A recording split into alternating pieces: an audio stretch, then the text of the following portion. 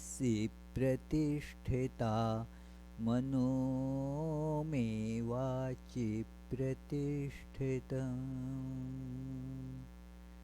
आविराविर्मयेधि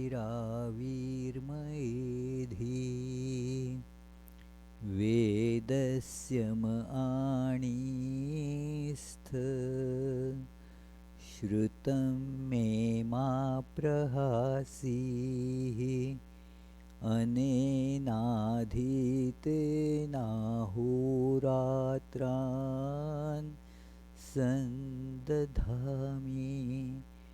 ऋतं वदिष्यामि सत्यं वदिष्यामि तन्मामवतु तद्वक्तारमवतु अवतु माम् अवतु वक्तारमवतु वक्तारम् ॐ शान्ति शान्ति शान्तिः Om. May my speech be firmly established in my mind. May the mind too be firmly established in my speech. O self-effulgent Lord, be revealed in my consciousness. May the truths of the scriptures come to me. May not what I learn from them ever forsake me. Let me live my life day and night according to their teachings. I shall speak what is appropriate. I shall speak the truth. May that protect me. May that protect the teacher. Oh, peace, peace, peace.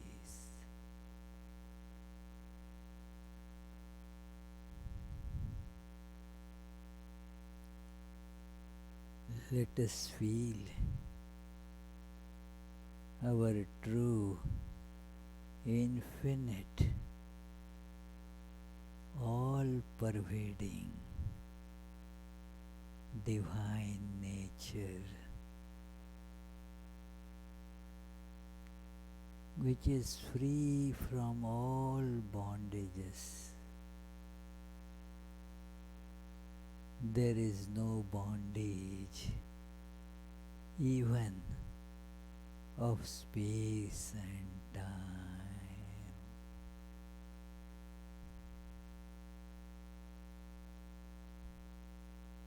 Let us feel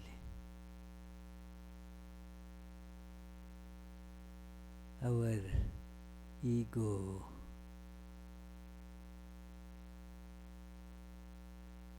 is merging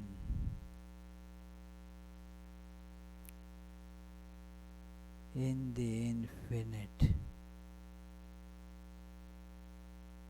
all-pervading, blissful, ever-free existence itself.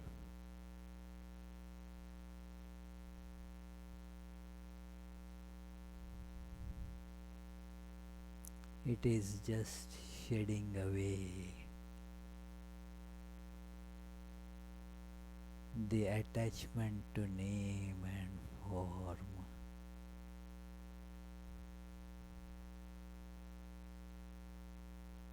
Like the ice cubes, looking separate from each other because of form. Let us feel I am one of those infinitely many ice cubes kept in warm temperature.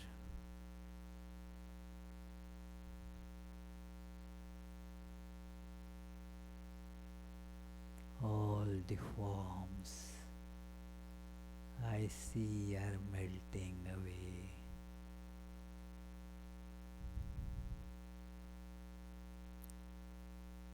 I and mine is going away.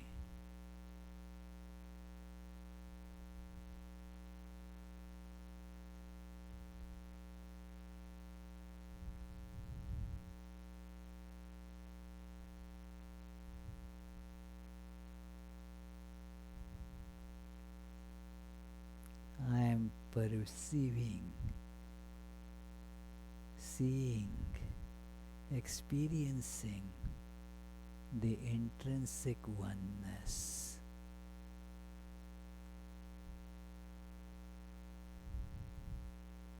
As the borders of names and forms are melting away.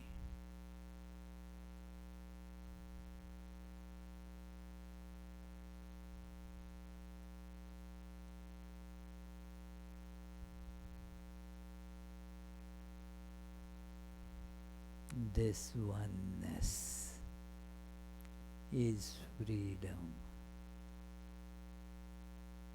This oneness is the bliss.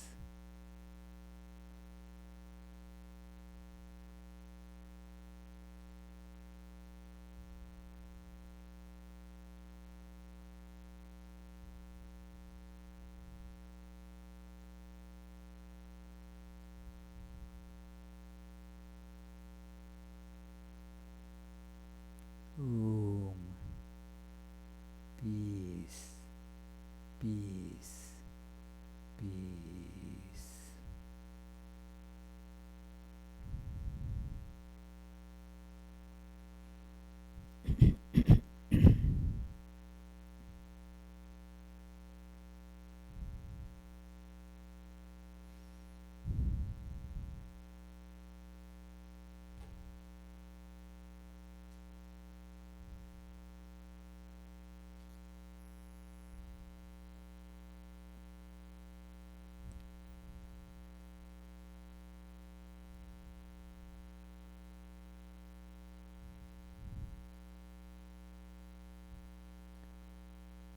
So, dear friends, let us begin with our usual opening chant when it comes on the screen.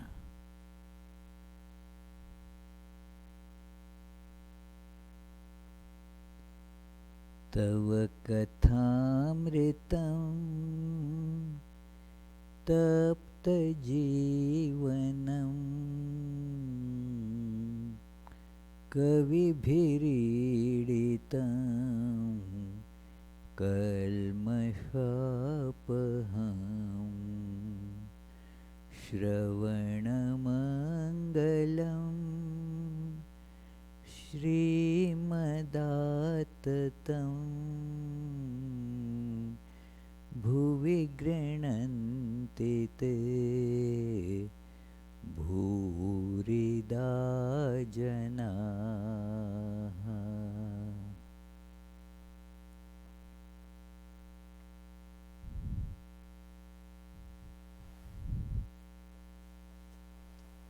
So the class on this extraordinary, unique book we shall be resuming today. The last class was on March 3rd,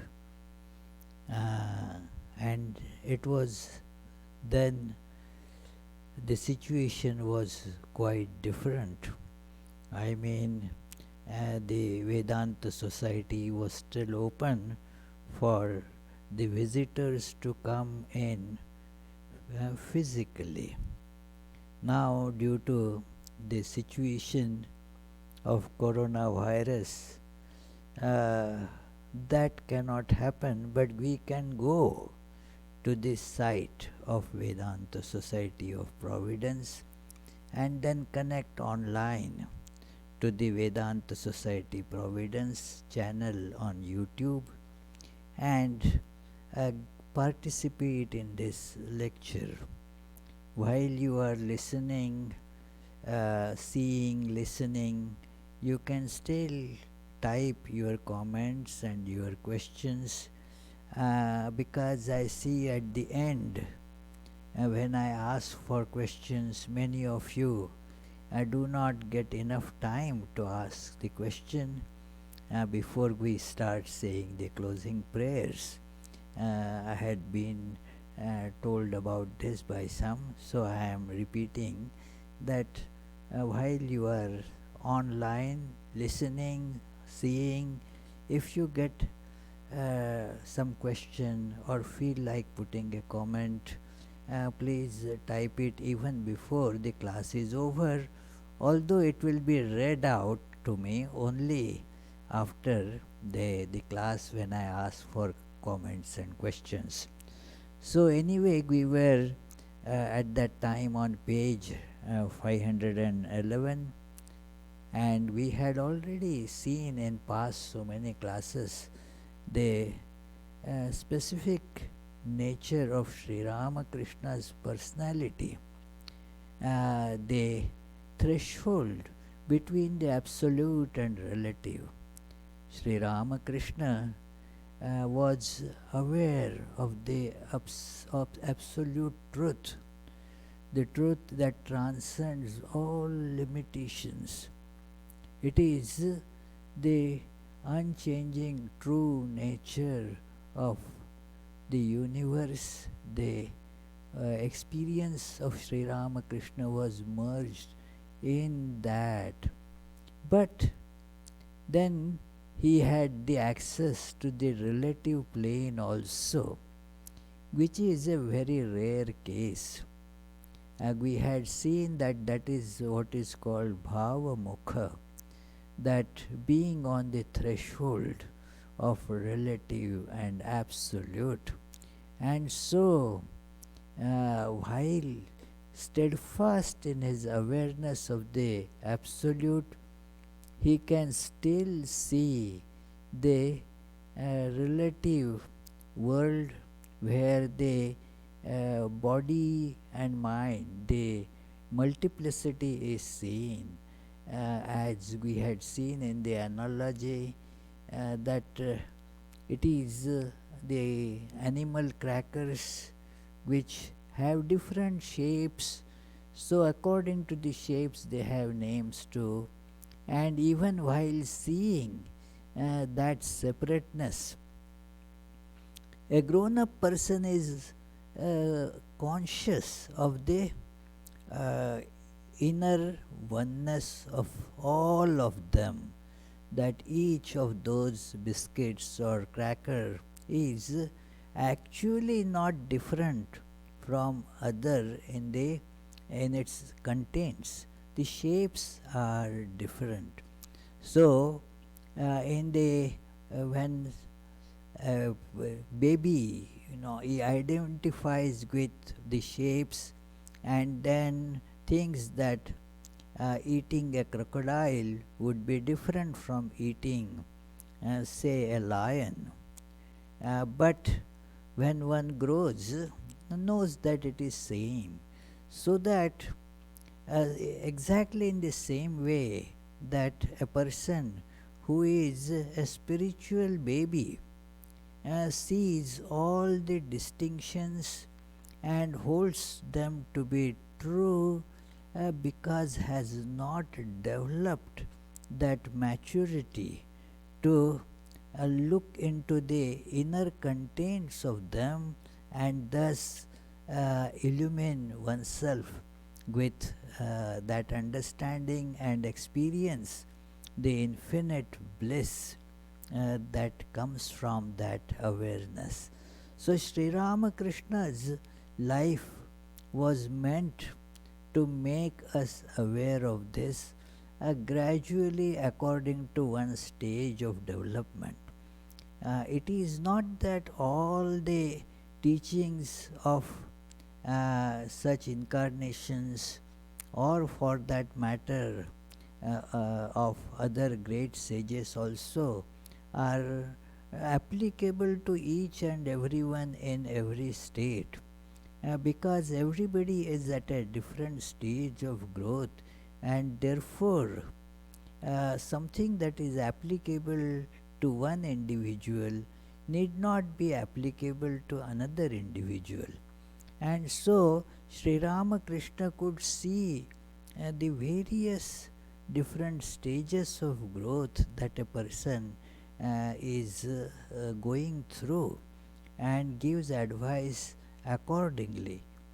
This chapter that we had been seeing about Sri Ramakrishna and his interaction with his great devotee, and as he used to call him, provider, Mathur Babu, who served Sri Ramakrishna with great love, and being very closely associated with Sri Ramakrishna, he was very much impressed very naturally by that divine state in which Sri Ramakrishna would uh, every now and then go samadhi. And samadhi has varieties. We are not going to discuss all those varieties described in, say, Patanjali's Yoga Aphorisms, or many other books. But it is a state where one becomes more or less oblivious of the names and forms, get into a different world, as it were, of spiritual illumination. So, Mathur Babu thought that, well, Sri Ramakrishna loves me so much, and let me get therefore that state. I want to get it from him, and he will give me if I become a bit insistent on that. If I insist, Sri Ramakrishna surely will bestow that state on me. It is quite common for people to think of that state as a great thing, and thus feel that I must have it, as if it is a state of spiritual ultimate progress. But one forgets that getting onto that state is not enough as such. And this is the point that we learn from this incident. And this is not only with Mathur Babu, he is given here as an example. Many come to Sri Ramakrishna and ask for it, that please, thinking that that is what is important, to get into the state of samadhi. But if there is no clarity of the goal, if there is no building up of the strength of mind to hold on to it, then it can cause disaster in one's life. So Mathur Babu has pestered Sri Ramakrishna a lot, and then Sri Ramakrishna said, well, I don't know whatever Divine Mother does. And then we saw that how Mathur Babu got that ecstatic experience, and then he was not at all comfortable with it, because he had to do all his regular business. He was the landlord and had a big estate to manage. So many worldly things were there. He had lot of different desires of the worldly enjoyment as well. So this samadhi became actually an obstruction for him in conducting all those activities. So it is like one say a very poor person who has means just barely enough to survive, get some food. It is just hand to mouth living, and if that person sees that, hi, what a beautiful white elephant it is, I want that, and then asks a king who has it, oh please grant me that white elephant. Maybe for some, because of some reason he got very close to that king, and then king says, well, you cannot really maintain that. No, no, no, I will, please give me. Now what would happen, imagine that white elephant, if that uh, mm, poor person gets, where will he keep it? What will he feed that elephant? It becomes not at all a source of joy, satisfaction, or glory for that person. Becomes a hanging sword, a problem that doesn't know how to tackle with. Same thing happened with Mathur Babu. Okay, I want samadhi. Well, will you be able to maintain it? That's the question. So, therefore, Sri Ramakrishna had tried to tell him earlier that you don't need it, but now he got it, and then he sent for Sri Ramakrishna, and his eyes were all red, full of tears, and he begged Sri Ramakrishna to take this state away. Now, because Sri Ramakrishna had that capacity to take it away also, he was saved. But suppose there is no possibility of somebody taking it away, it would have spelled disaster for him. So, therefore, here there is a note of caution that what should we aspire for? Not exactly the state of samadhi. Let me read a bit from page 510 in the bottom. In truth, it is not enough to achieve a spiritual mood or samadhi. How many people can bear its force and retain it? It is impossible to stay in that state as long as one has even a little desire. For that reason, the scriptures have suggested that seekers of God be free from desires at the outset. Immortality can be attained through through renunciation only. That is how the Upanishads declare that through renunciation alone one can get this. It is Tyagai neke amritatva manashu tyaga tyage naike. Only through tyaga some get to this ultimate immortality. Momentary outburst of emotion can bring on a lower form of samadhi, but it does not last long if that person's mind is crowded with desires for money, name, and fame, and so on. As Shankara said in the Viveka Chudamani 79, so called seekers for liberation who lack the true spirit of renunciation try nevertheless to cross the ocean of this world. The shark of craving catches them by the throat and drags them violently from their course and drowns them midway. So that is how, if there is the lingering desires of various types, we feel that we can have those desires and still have samadhi.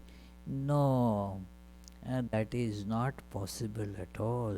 That is not how that desire and desirelessness cannot be together, you see.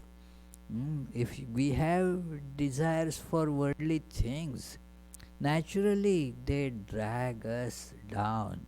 Sri Ramakrishna himself gave the analogy of a mongoose, and then tied to the mongoose was that uh,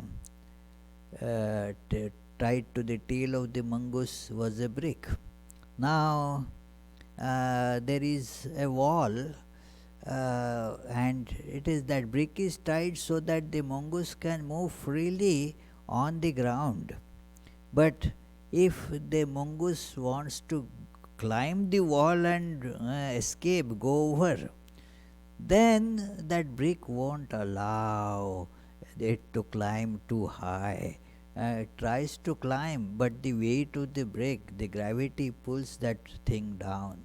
So also our minds soar to higher levels of awareness, but there is the brick of worldly desires tied to its our tails, and so what happens? We come down. So that does not mean we should not make that attempt, but we should remember that it is the lessening or renouncing the desires is very important to be able to climb high enough to escape. So, just like what is called escape velocity in physics, dynamics, that if you throw a ball, howsoever high you may throw, it eventually lands again back on the ground because of gravity. But then, how do they send the rockets in the space? It is because those spacecrafts, they are given such big thrust that they attain a velocity which is called escape velocity. So that big push, I don't exactly remember how much that is. Do you remember, Prithvish?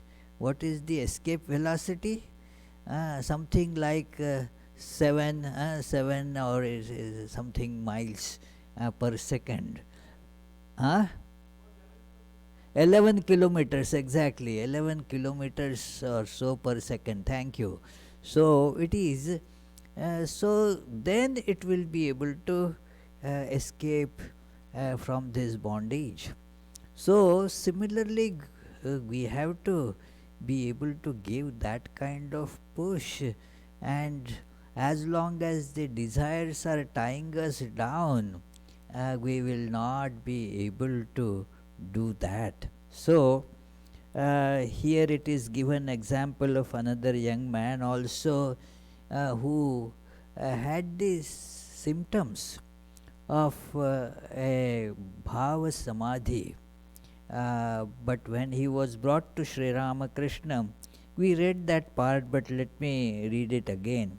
When we saw the young man, his chest and face were flushed.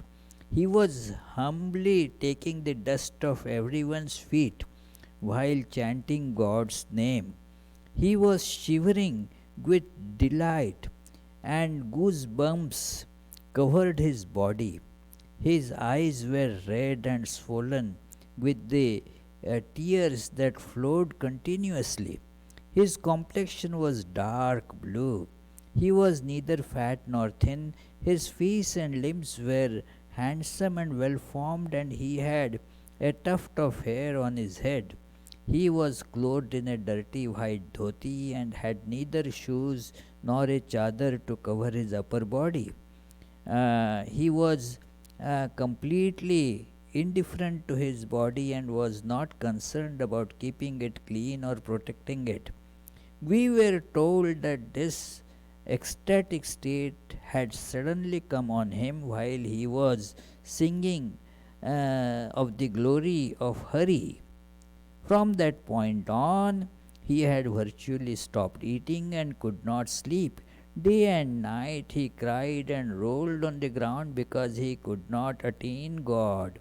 He had been in that state for a few days. Now, apparently, this description is very similar to even Sri Ramakrishna used to roll down, shedding tears continuously for God realization. And one may see that there is the physical similarity, the apparent similarity is there between this young man's condition and what Sri Ramakrishna had underwent. So, but this is the similarity kind of ends there. It will not be easy for a person of ordinary type to just see the external signs and guess from that or diagnose from that the internal condition from because of which these signs are appearing. External signs of same type could be seen because of various different inner conditions. These days we hear that, well, if you want to test for coronavirus, you may be feeling some symptoms, but then that could be deceptive because many other problems could give rise to some of those similar conditions. Some time back, one of our devotees called and said that, well, he is having fever and it's not reducing much. So what should be done? Well, I said, I don't know, but well, it is wait, that doesn't mean that it has to be coronavirus. Because there is the natural fear about it. It is rampant everywhere. But the external conditions are similar in many other situations as well. And it needs an expert and certain tests that would finally be able to diagnose what exactly it is. So, external conditions are indicative of the internal problem, but it takes special expertise to see what are the characteristic conditions which are which signify this samadhi of a genuine type. So it is mentioned by Swami Saradananda ji here, and that's a very beautiful paragraph. This is what this biography of Sri Ramakrishna is, extremely special biography. Tremendous difference you will see. It is not narration of the physical actions of Sri Ramakrishna, but the inner workings of Sri Ramakrishna's mind and how his ability to help a person to go forward on the track. We see how this is described here. And Saradananda Swami says, there is the subheading, the master had the power to recognize change caused by excessive spiritual emotion. The Guru is truly a physician of worldly disease.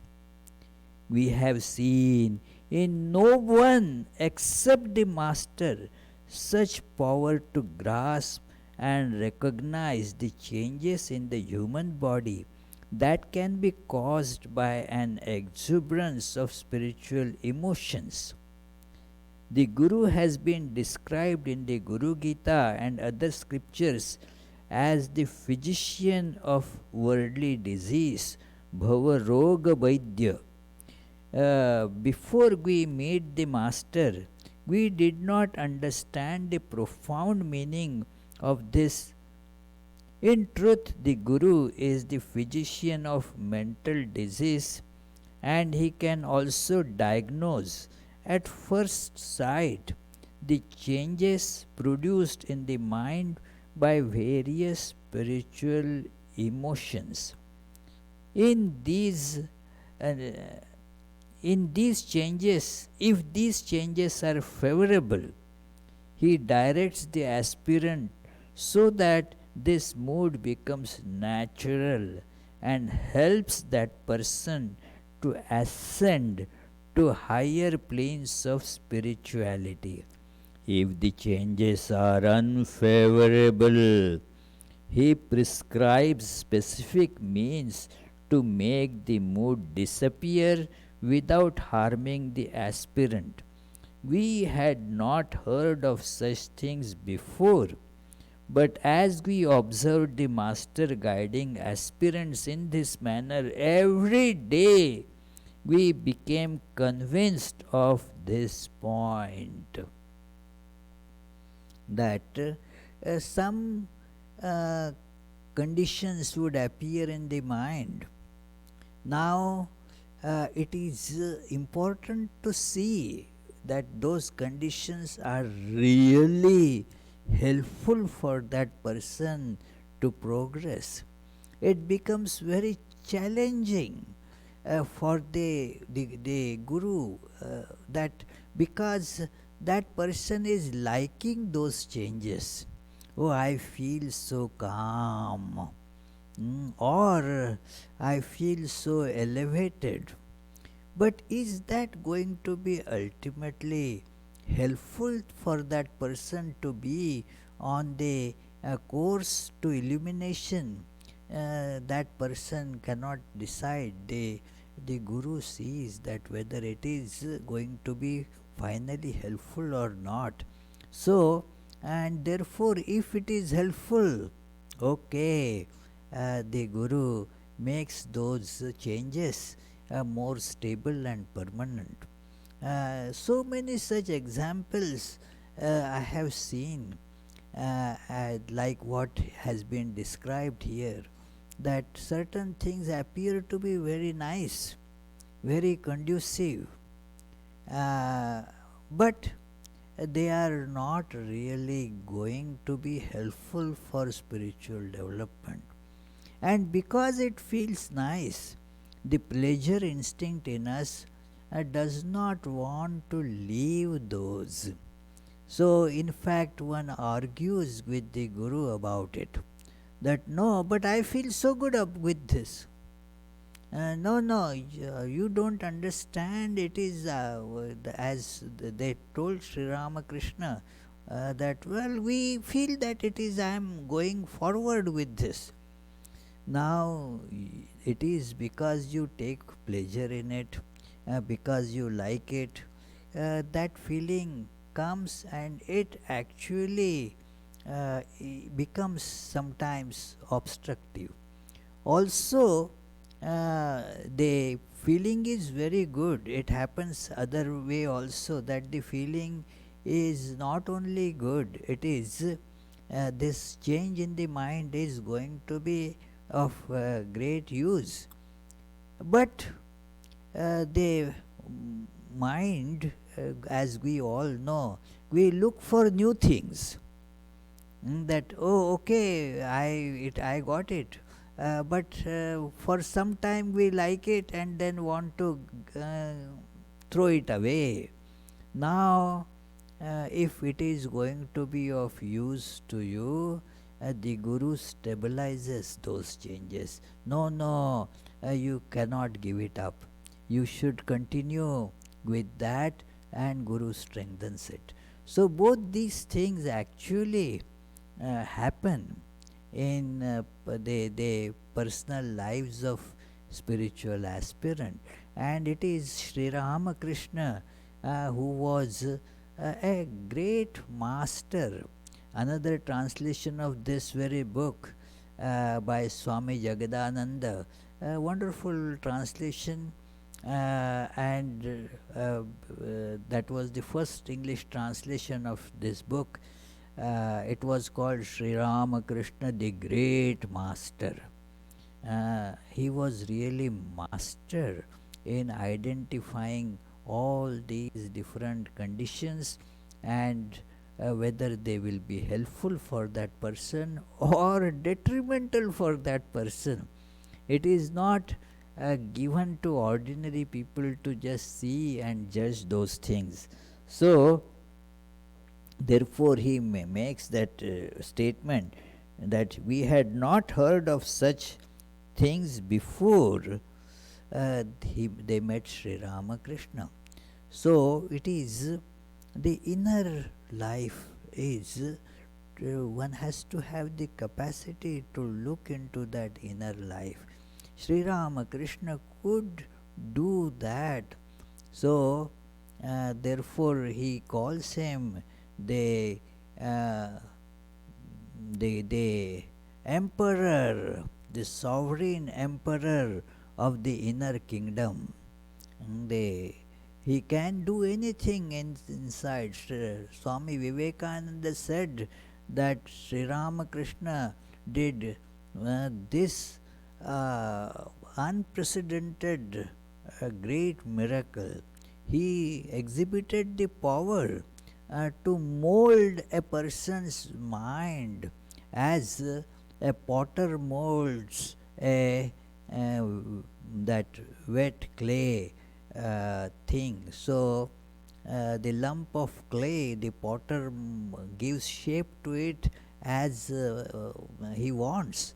So similarly, Sri Ramakrishna had the capability to alter the currents of a person's mind and give it at the desired shape. So this is the special feature of Sri Ramakrishna's life. His teachership of this type is to be remembered when we think of Sri Ramakrishna. And he has given another example here, the example of Swami Vivekananda. Now Swami Vivekananda was right from his childhood was adept in meditation. So that Swami Vivekananda, as he was learning from Sri Ramakrishna, this incident is narrated about that.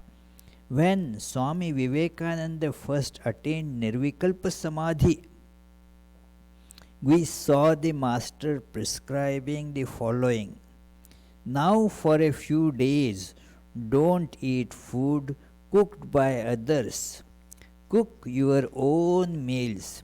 In this state one can eat food cooked at most by one's mother, but this ecstatic mood will disappear if one takes food touched by others. This is for stabilizing that mood. Now, if you ask what is the rationale behind this, one can give some explanations here and there, but Sri Ramakrishna could see it.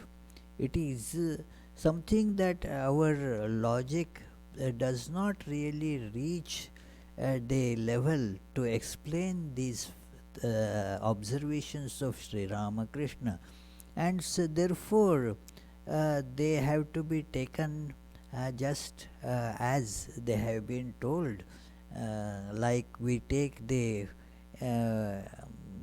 prescribed medication by a physician. Okay, you just take these pills, they will make you feel better. And now most of us do not have the expertise to understand what is that chemical composition of that medicine and all such things. And how it is going to affect that particular disease, what will be the mechanism of action, all such things we don't really understand, nor do we have the leisure to study them at depth. We just accept because the physician knows, and so we take that medication. So similarly, Sri Ramakrishna is seeing the connections, that what would happen if uh, this Swami Vivekananda, Narendranath of that time, eats without discrimination by cooked food cooked by anybody else. He knows, we do not know.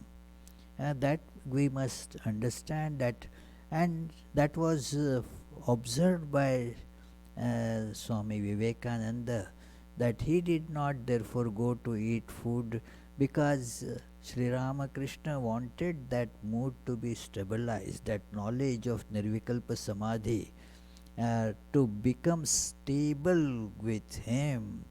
So he was and somebody who was eligible, qualified to hold on to that state. So that was for Swami Vivekananda.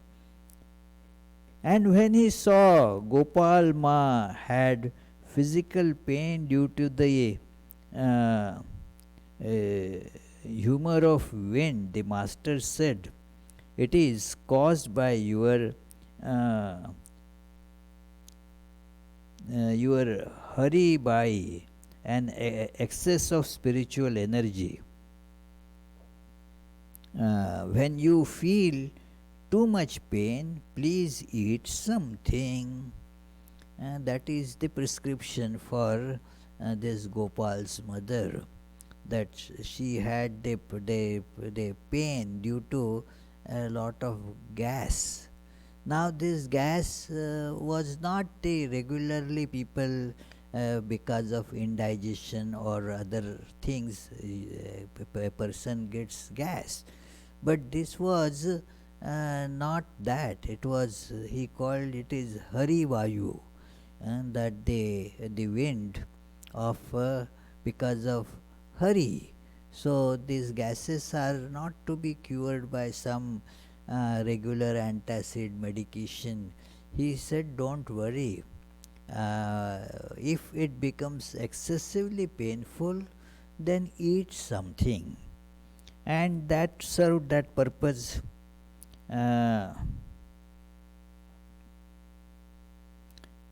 When he noticed that a devotee could not forget the body and fully concentrate his mind on God because of his obsession uh, regarding external cleanliness, the master told him privately, "Put a mark on your forehead with the clay of that place where people answer the call of nature, and they'll then call on God."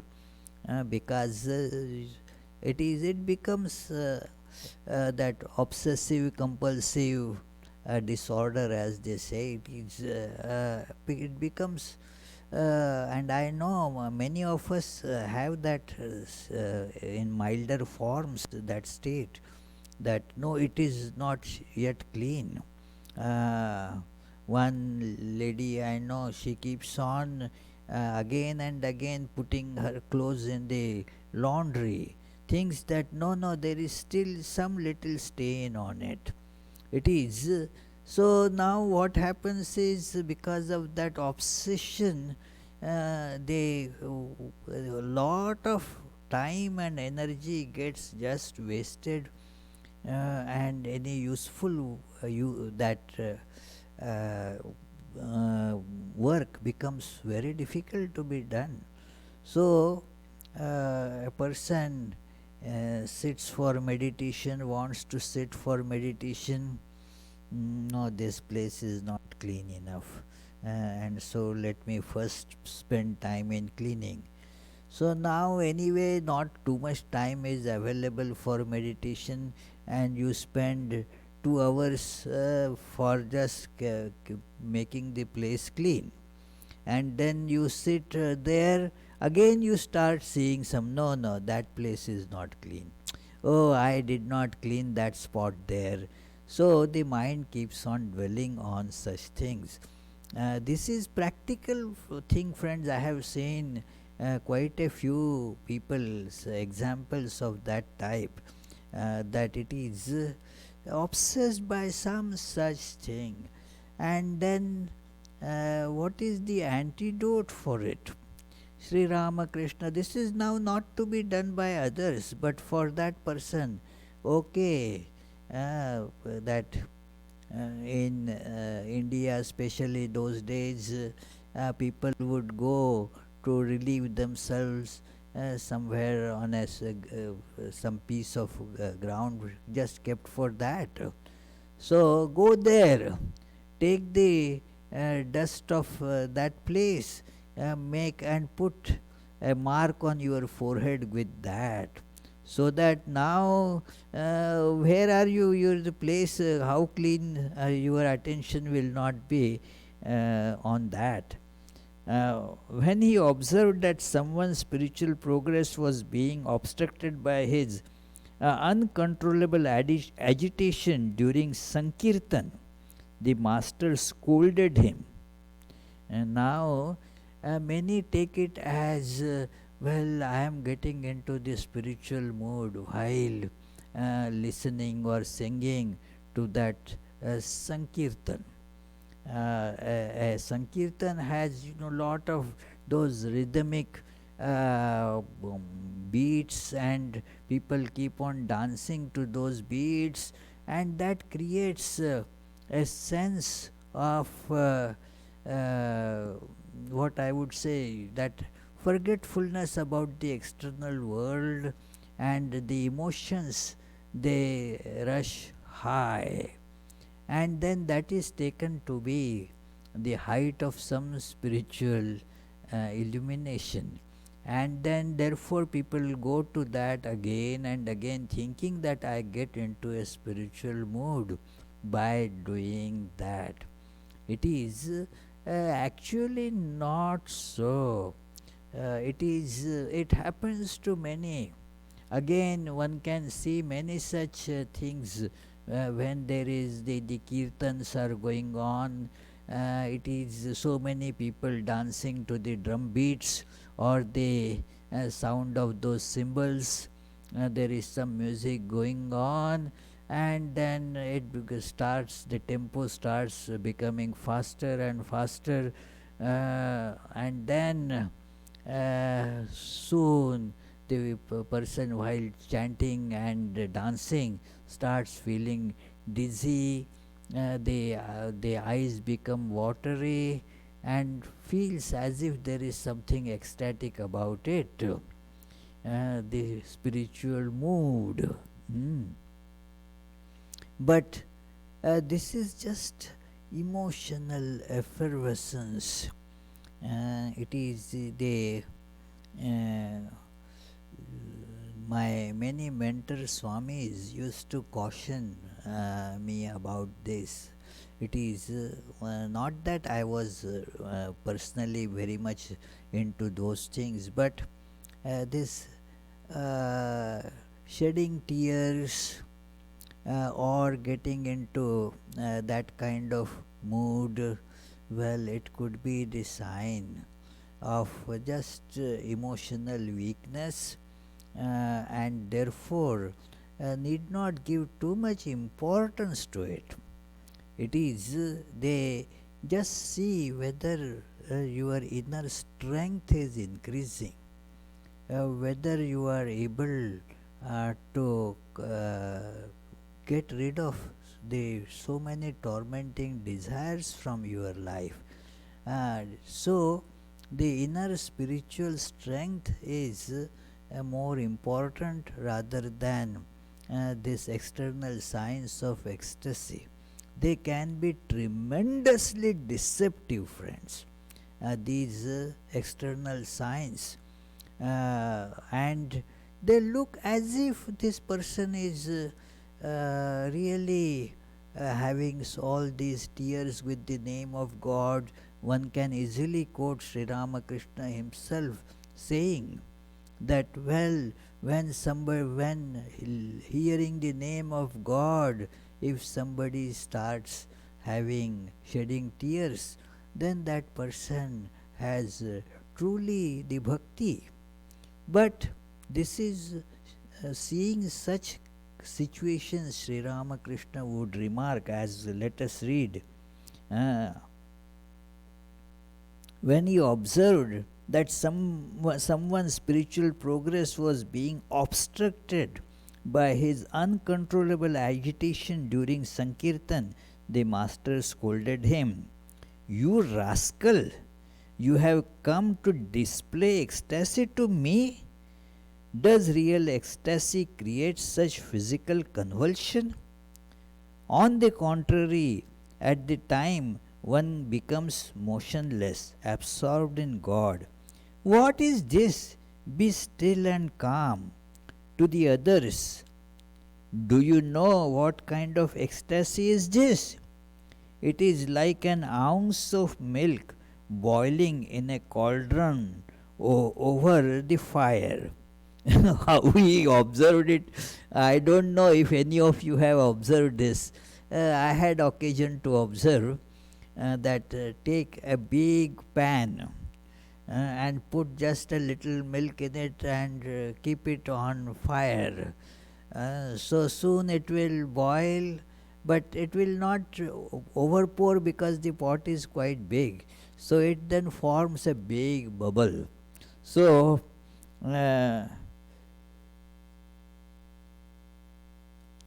one thinks that it is huge quantity of milk, a cauldron full.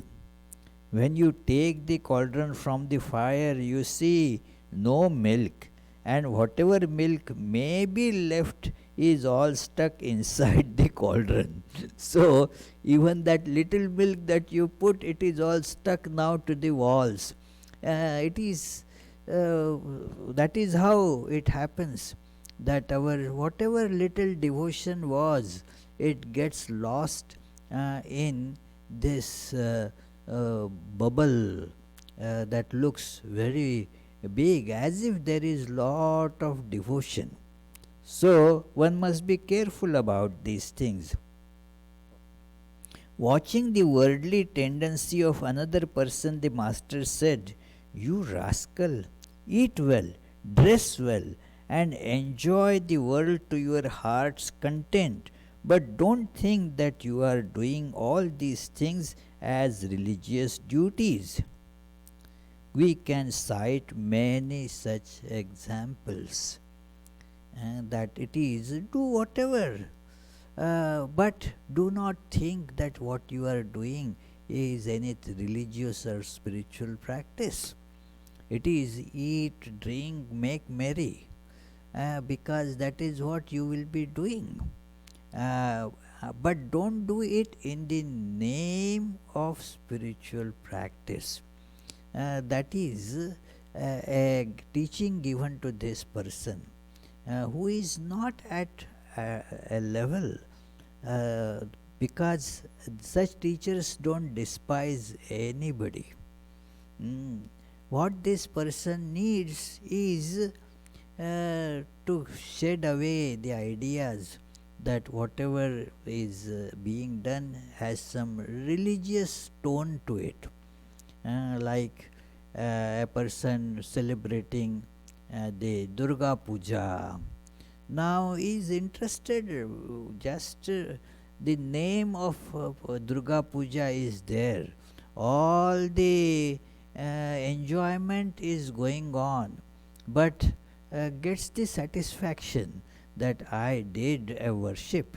It is now there is no religion or spiritual this content to it, no religious content except the name, the show. Otherwise the things are all for worldly enjoyment. So at least do worldly enjoyment as worldly enjoyment. Don't give it the name of spirituality. It is because then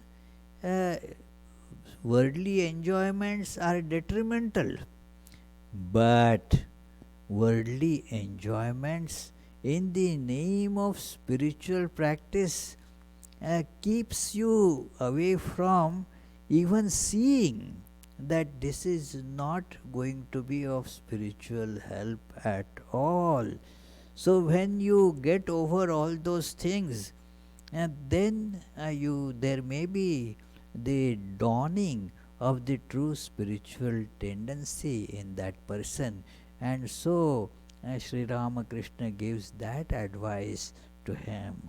So there is no, according to the different moods, different people would be coming to Sri Ramakrishna with so many different temperaments, and he had the penetration into everybody's mind to see what really the external signs are of the internal content, that correspondence between the internal content and the external signs of it. That was so clear to Sri Ramakrishna. We shall continue this discussion next Tuesday, and next Tuesday also the class will be like this, online only, except for the residents here around. So now let us meditate on this for 30 seconds, and in case you have some observations, questions, comments, please feel free to ask.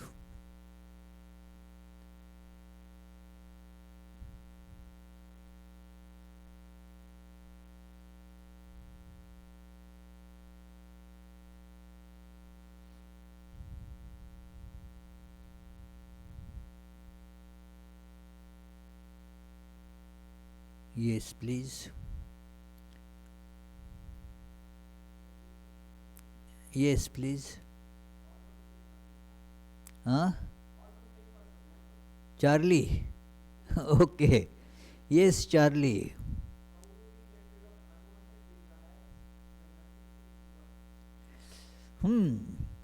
Well, how do nothing seems to work is, of course, a perception that because one has to keep on doing it for a fairly long time, so it doesn't seem to work. Although it actually is working.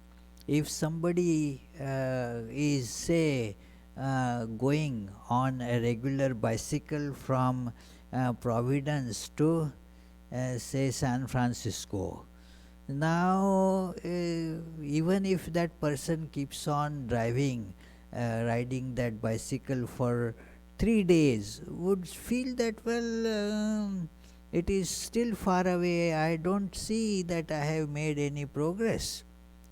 So it appears that it is not working. But if one is following the advice of the scriptures, advice of the Guru, then gradually the force of all these desires start waning away. It is one has to keep on doing. There is no shortcut, there is no miracle to this. It is that thing one must know. Although we call ourselves rational beings, we still keep on expecting that some miracle will happen and all my desires will just go away in a jiffy. No, keep that spiritual practices on, try to control the mind to the best of our ability, friend. So it is according to our abilities, it is different, that somebody may be going to San Francisco on a flight, or somebody may somehow get a supersonic flight and get there in a very short time. Somebody will go on a regular commercial flight, will take longer time. Somebody may go in a car, will take still much longer time. And somebody bicycling or somebody walking, the times will be taken will be different, the struggles will be different. So somebody who is has a very pure mind already is going by a supersonic aircraft there and reaches there very quickly. But if I am walking, then I will require more time. But then we will have to keep on doing it will work.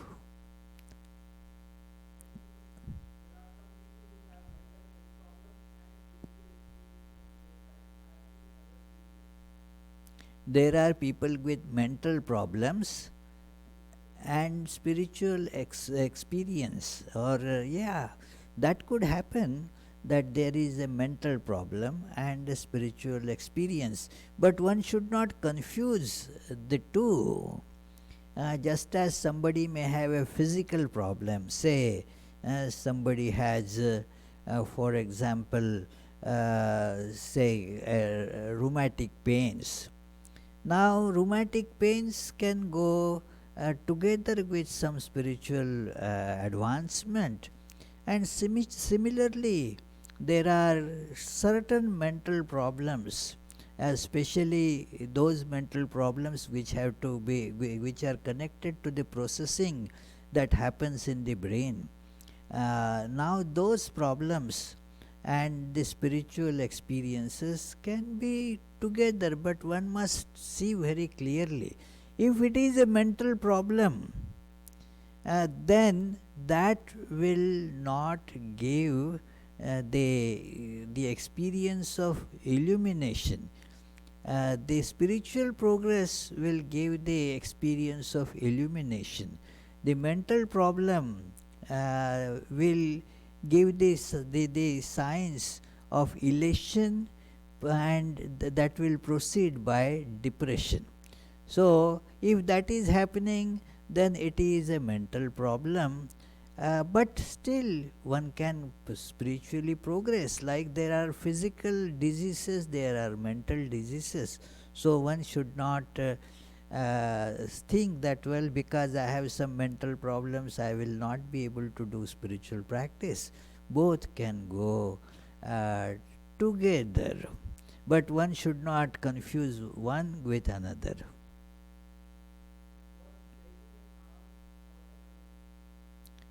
Pardon? Well, Chaitanya Mahaprabhu, wow. Chaitanya Mahaprabhu was incarnation of God.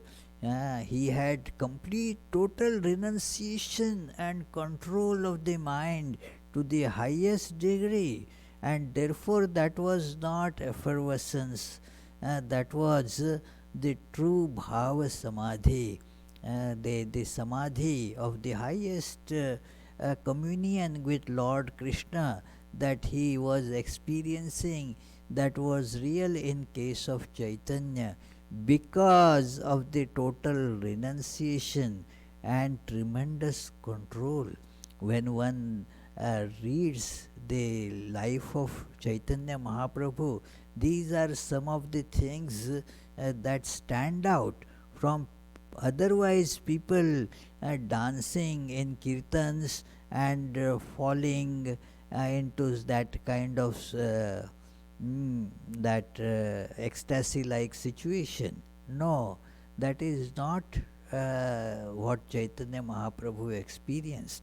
You have to see the foundational strength of Chaitanya Mahaprabhu's that very strong character. Yeah.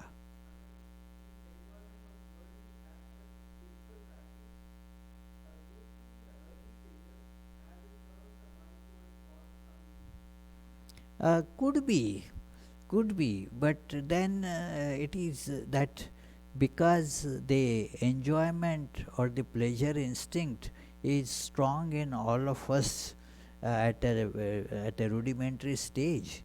If the spiritual practice is giving some joy, one has to see that this joy is better than.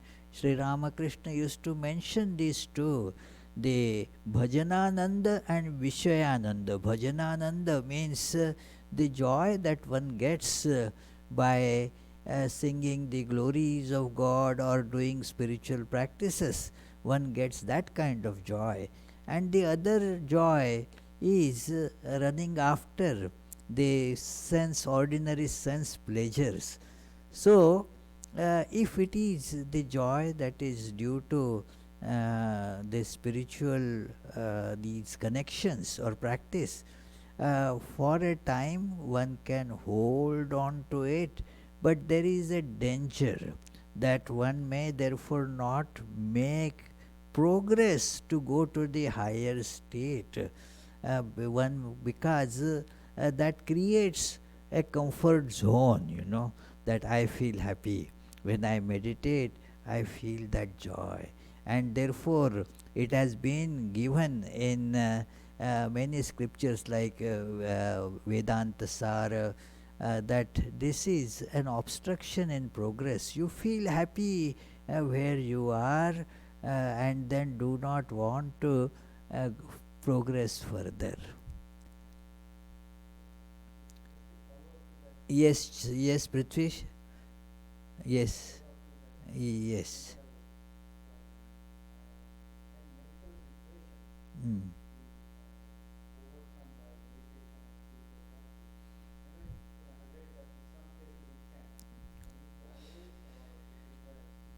Well, it is a good question. I mean, it is case by case, it differs. The spiritual practice could be a medication for depression if that person is at that level. If there is a damage to the brain, then just by spiritual practice it may not be alleviated fully. One has to take some medications as well for that. It is, but only medication is not going to help. Medication plus meditation both will be necessary.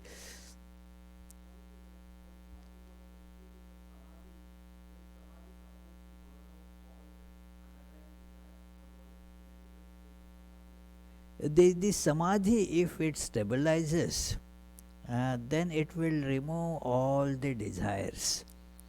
But Mathur Babu could not reach that state because of those desires. He got some lower levels of samadhi. It is so. It is not. It was creating confusion in him. The desires were pulling him down so much, and so could not hold on to that at all. Yeah, and that is what, if the desires are so powerful, we will not be able to progress ahead unless there is the attempt, sadhana, to overcome those.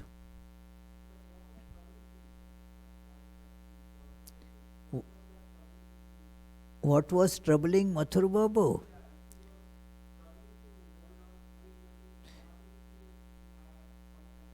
Yes, what was holding him back is the desire to enjoy the world. ah, the desire to enjoy the world. It is, we have so many desires in us which, and they create conflicts even amongst themselves. What to speak of with the experience of samadhi. So, even that glimpse of samadhi creates so much of conflict and sorrow, because you cannot hold on to that and you cannot now get this. It is a state in limbo, as it were, you are in limbo. So, that is a terrible state, that it comes, when even in the ordinary, our two conflicting desires. Sometimes I had quoted from a book of P.G. Wodehouse, that those two, a man and a woman, finally after lot of struggles, these, that and challenges, finally met and said, well, now we are together. And they sat together, and then the girl said that, I would sit like this, I feel like sitting like this for eternity. The man said, I too feel like that, but first I need to get some food. So because that desire and there is a conflict now. So it is even in the worldly desires one can see that it is the conflict is there between the two. And when it comes to the spiritual desires, all of these desires now are in conflict with that, and therefore the weight of all this becomes too much to bear.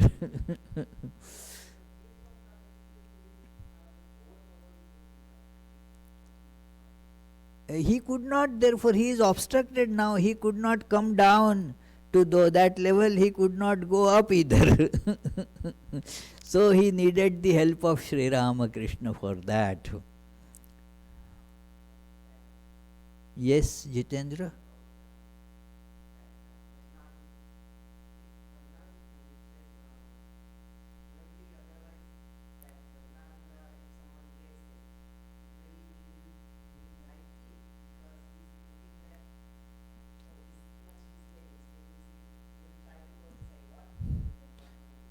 Yes, that could happen. The question is that if somebody is getting the joy of associating with God, one, and that happens more often than the other, and that is why this bewareness is necessary. You get to a stage where you feel a lot of happiness, and then that thought what he is hinting at, that will come to a real aspirant, that okay, even this could give me so much joy, let me go further. uh, but many times, okay, now I feel so satisfied. The pot seems to be all full and does not take a step further to overcome that. So, both such cases are there. Yeah. Yes, please.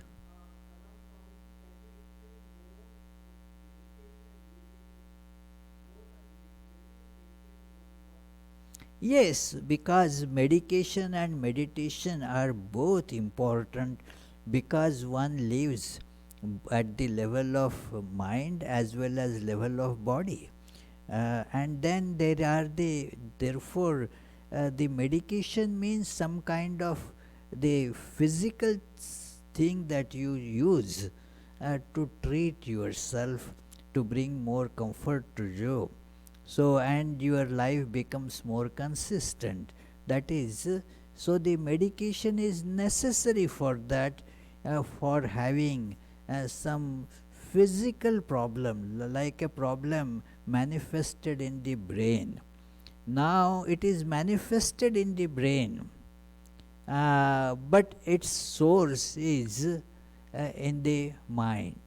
So, both these treatments are necessary. Meditation will act upon the problem in the mind, and the medication will act on the that deformity or whatever chemical imbalance in the brain. So both that they will correspond. In some cases, now that requires a special individual case, is different from another, that only meditation could be helpful.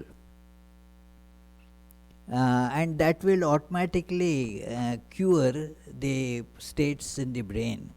But at places where that has become a concretized thing, then it will not work. Just meditation will not have an impact.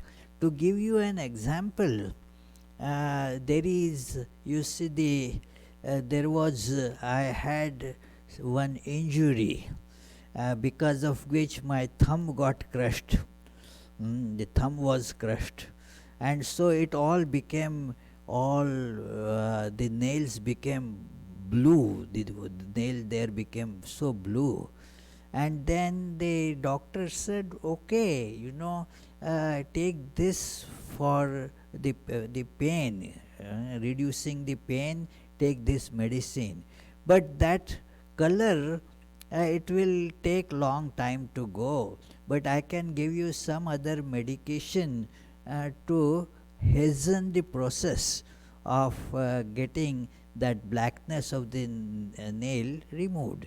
So because the two things are different, that it is the pain is caused by that crushing blow, and that pain, now that blow is over, but the pain persists for various reasons. It is that painkiller medication will do this job, and then he gave me some other medication because of which this black color of the nail will go away. So both these were necessary, one for external appearance and another for the internal pain. So this is how they, now here both are medications, but I am giving example for this example for one for the external deformity and one for the internal pain. So similarly we need some medication for the body. The body may not be able to handle many things. Like Sri Ramakrishna was giving a medication, eat only this food, or to Gopal's mother, you, when this happens, don't worry, eat some food and that will. So food is a medication, and then meditation. It is both are thus necessary, they complement each other. So let us not think that they have to be contradictory to each other.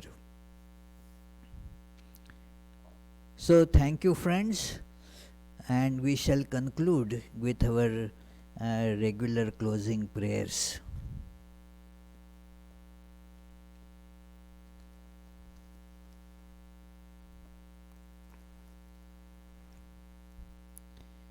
May the Divine, who is Father in heaven of the Christians, Holy One of the Jewish faith, Allah of the Muslims, Buddha of the Buddhists, Tao of the Taoists, Great Spirit of the Native Americans, Ahur Mazda of the Zoroastrians, and Brahman of the Hindus, lead us from the unreal to the real, from darkness to light, from death to immortality.